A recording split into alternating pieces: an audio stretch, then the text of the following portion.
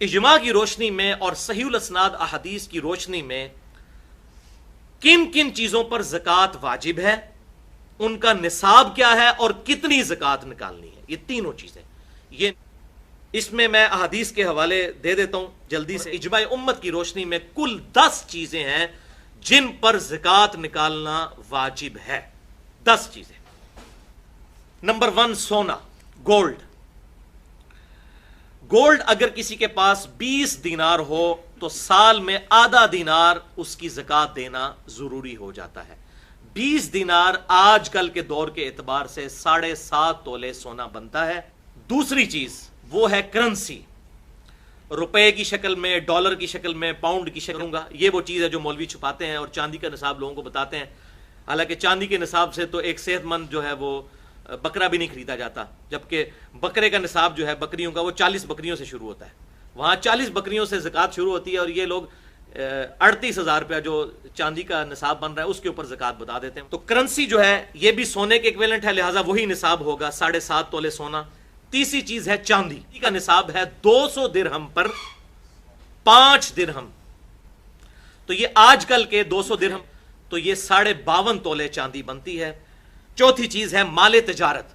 مال تجارت سے مراد ہے کہ اگر کوئی شخص کسی کی دکان ہے، اس میں اس نے کپڑا رکھا ہوا ہے، یا میڈیکل سٹور ہے، اس میں اس نے ادویات رکھی ہوئی ہیں جو اس کے پاس رہتی ہیں، جو اس نے کاروبار کے اندر اپنا سارا مال لگایا ہوا ہے اور وہ سٹور کی انوینٹری کی فارم میں موجود ہے۔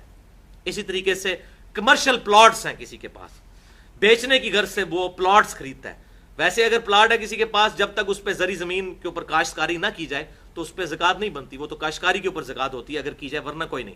لیکن کمرشل پلاٹس بیچنے کی نیت سے جو لیے جاتے ہیں، چاہے پراپرٹی ڈیلر لے یا عام آدمی اپنی سیونگ کو یہ کر لے، چلاک بننے کی کوشش کرے کہ وہ سونے کی بجائے پلاٹ خرید لے اور کہ جی میرے پاس سونا تو نہیں، زکوٰۃ نہیں لگے گی، تو بھائی عقل آپ کی بھی نہیں کام کرتی کہ سیونگ کے اوپر زکوٰۃ ہے۔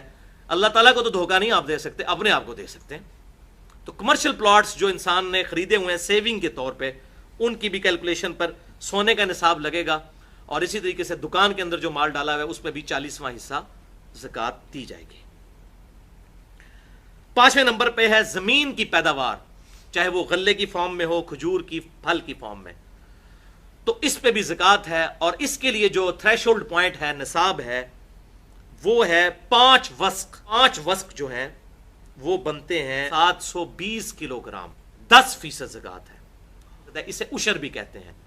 کہ اگر زمین کی پیداوار کو جو پانی ہے وہ بارانی ہو، زمین اس کی یعنی نیچرل اریگیشن ہو، بارش کے ذریعے یا نہر کے ذریعے پانی اس کو لگتا ہو، جس پہ اس کا اپنا خرچہ کوئی نہ آتا ہو، تو پھر عشر دیں گے 10واں حصہ۔ اگر زمین جو ہے وہ کنویں کے ذریعے سیراب کی جاتی ہے، ظاہر ہے اس پہ بجلی کا بل بھی دینا پڑے گا، آپ خود بھی اس پہ خرچہ کر رہے ہیں، تو شریعت نے اس میں آسانی دی ہے کہ پھر آدھا عشر دینا ہوگا، یعنی پھر زکوٰۃ جو ہے وہ 5% رہ جائے گی۔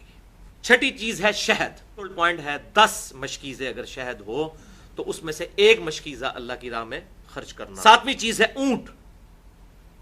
اونٹ کا نصاب جو ہے وہ صحیح بخاری اور مسلم کے اندر آیا ہے، اور بخاری کی اس ڈیٹیل حدیث میں 1454 نمبر کہ 5 سے کم اونٹوں کے اوپر زکوٰۃ نہیں ہے۔ 5 سے لے کر 24 اونٹوں تک 1 بکری دینی ہوگی۔ جیسے ہی 25 اونٹ ہوں گے تو 25 سے لے کر 35 تک 1 سال کی اونٹنی جو ہے یہ زکوٰۃ کے طور پر نکال کہ اس کے بدلے سونا یا کرنسی بھی دی جا سکتی ہے، اس کی ویلیو۔